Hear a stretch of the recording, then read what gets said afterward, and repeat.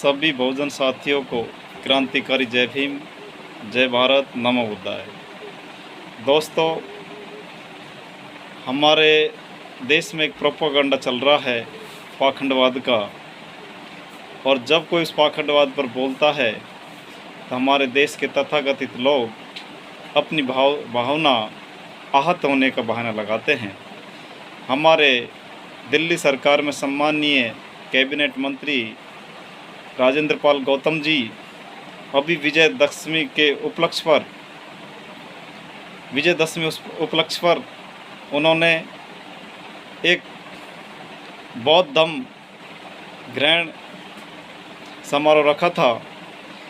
उसके अंदर देश के कोने कोने से भगवान बुद्ध के अनुयायी, परम पूज्य बाबा साहब को मानने वाले लोग दिल्ली पहुँचे और उन्होंने अपनी अंतरात्मा से बौद्ध धर्म स्वीकार किया।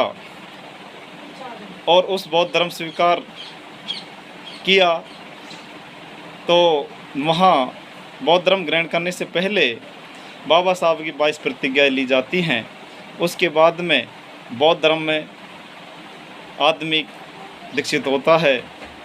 तो बाबा साहब की जो 22 प्रतिज्ञा परम सम्माननीय राजरतन जी अम्बेडकर साहब ने उस धार्मिक प्रोग्राम में दिलवाई थी, उसमें हमारे सम्माननीय कैबिनेट मंत्री राजेंद्र पाल गौतम जी भी उस प्रोग्राम में विराजमान थे। तो उन्होंने भी बाबा साहब की 22 प्रतिज्ञा ग्रहण की और बौद्ध धर्म के मार्ग पर चलने का अपना नया जीवन स्वीकार किया।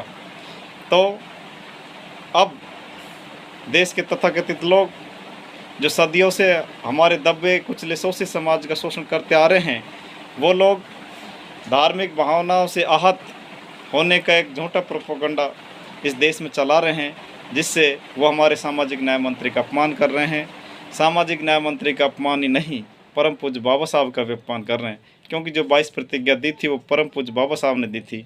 और बाबा साहब से बड़ा ना देश में कोई विद्वान हुआ और ना ही कोई महान हुआ।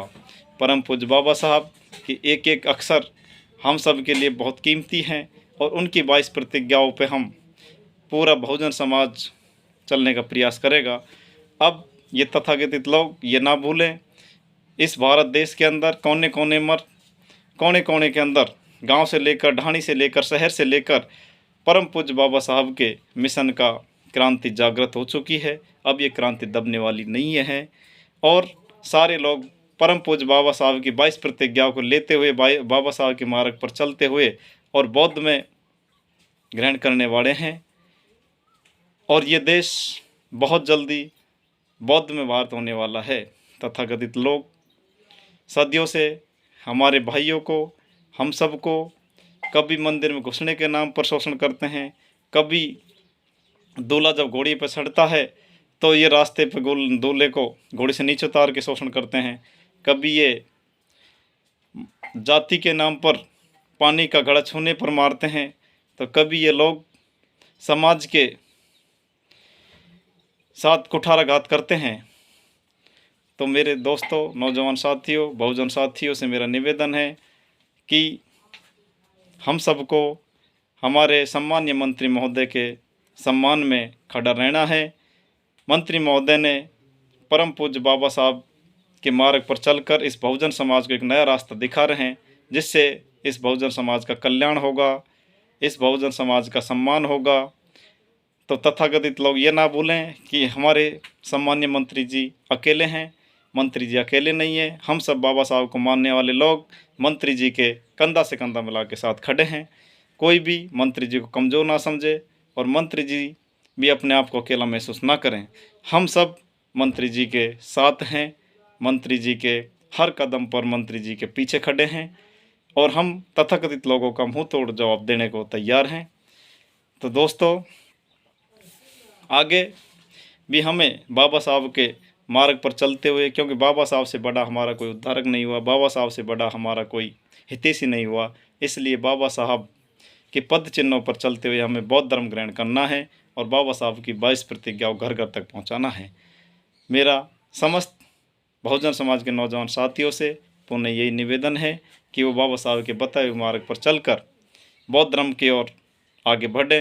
बाबा साहब की अंतिम इच्छा थी कि मेरे समाज के सभी लोग बौद्ध धर्म की दीक्षा ले लें और अपना नया जीवन की शुरुआत करें। तो मैं पुनः मंत्री जी, आप घबराएं नहीं, समाज का हर बच्चा आपके साथ है। आप संघर्ष करो, समाज का एक एक बच्चा आपके कदम से कदम मिला के आपके साथ खड़ा है, कंधा से कंधा मिला के आपके साथ खड़ा है। तो पुनः मेरा सभी मेरे नौजवान साथियों को क्रांतिकारी जय भीम, जय भारत, नमो बुद्धाय, इंकलाब जिंदाबाद।